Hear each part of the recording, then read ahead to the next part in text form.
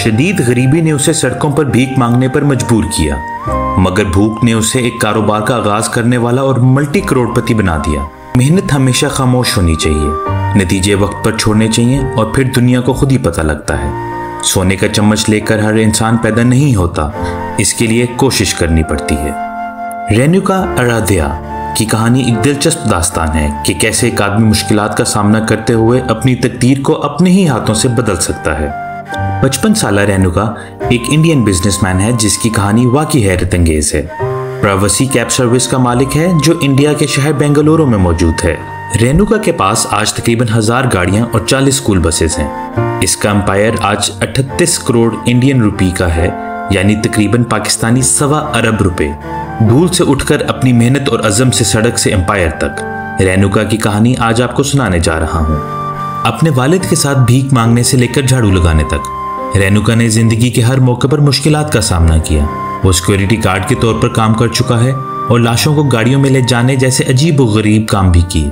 पूरी जिंदगी में उन्होंने शदीद गुर्बत और भूख देखी, लेकिन कभी हार न मानी। बहुत से मसाइब का सामना किया मगर हमेशा फतह हासिल की। उनके वालिद भीख मांगते और साथ में रेणुका भी भीख मांगा करता था। लोगों के घर से आटा, चीनी, गंदम इकट्ठा करते और फिर बाजार में उनको बेच देते और फिर खाना खरीद के घर वालों को देते। भीख मांगने पे ना सिर्फ अपने वालिद का साथ देते बल्कि बाकी भाई भी सड़कों पर भीख मांगते। जब गरीबों में मदद तकसीम होती, रेणुका अपने वालिद के साथ जाते। हालात इतने तंग थे कि वो अपनी स्कूल की फीस भी नहीं दे सकते थे, इसलिए वो अपने उस्ताद के घरों में झाड़ू लगाने और सफाई का काम करते रहे। रेणुका को तालीम का बहुत शौक था, लेकिन उनके वालिद की वफात के बाद उन्होंने तालीम छोड़ दी क्योंकि घर की शदीद गुर्बत और भूख ने मजबूर कर दिया कि वो पैसे कमाने के तरीके ढूंढें। कपड़ों की दुकान में काम करने से लेकर नारियल बेचने तक बहुत ज्यादा गुर्बत और भूख ने उन्हें प्रिंटिंग हाउस में झाड़ू लगाने पर मजबूर कर दिया। लेकिन प्रिंटिंग हाउस का मालिक उनसे मुतासिर हुए और उन्हें वहां एक नौकरी का मौका दिया और साथ ही उन्हें बेसिक कंप्यूटर ट्रेनिंग दी। रेणुका ने वहां 1 साल तक काम किया। उसके बाद रेणुका एक सूटकेस बनाने वाली कंपनी में चपरासी के तौर पर भर्ती हुए और तरक्की पाते पाते सेल्समैन बन गए और यहाँ इसने मार्केट में बेहतरीन सलाहियत दिखाते हुए मार्केट के तौर तरीके सीखे। इसी कंपनी में रहते हुए रेणुका ने अपना पहला कारोबार शुरू किया जो कि था सूटकेसेस के कवर बना के बेचने का, पर खुदा को कुछ और ही मंजूर था। अपनी 30,000 की जमा पूंजी रेणुका गवा बैठे और यही उसकी जिंदगी का टर्निंग पॉइंट था। अब ना पैसा था और ना ही नौकरी, तो उसने सोचा क्यों ना ड्राइविंग सीख के टैक्सी ड्राइवर बना जाए। उन्होंने गाड़ी चलाना सीखा, तजुर्बा हासिल किया और बहुत अरसे तक ड्राइवर के तौर पर काम किया।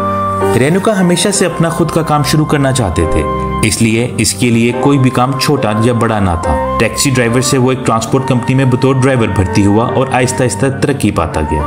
अपने कारोबार की ख्वाहिश को हकीकत में तब बदला जब उन्होंने एक कर्जा लिया और अपनी पहली गाड़ी ली। उसको वो बतौर टैक्सी चलाता रहा। 2006 में एक कंपनी बिक रही थी जिसका नाम इंडियन सिटी टैक्सी था। उसने इस कंपनी को 6.5 लाख में खरीद ली। आहिस्ता आहिस्ता वो अपनी गाड़ियों की तादाद बढ़ाता गया और अपनी कंपनी का नाम चेंज करके प्रवासी कैब्स प्राइवेट लिमिटेड रख दिया। दिन रात की मेहनत और लगन से उनका कारोबार तरक्की करने लगा। आमदनी बढ़ गई और कंपनी ने बहुत अच्छा परफॉर्म किया। रेणुका की जिंदगी ही तब्दील हो गई। कहाँ एक सड़कों पर भीख मांगने वाला, झाड़ू देने वाला, घरों में काम करने वाला आज 1000 से ज्यादा गाड़ियों का मालिक है और 1.25 अरब का एक कामयाब कारोबार चला रहा है।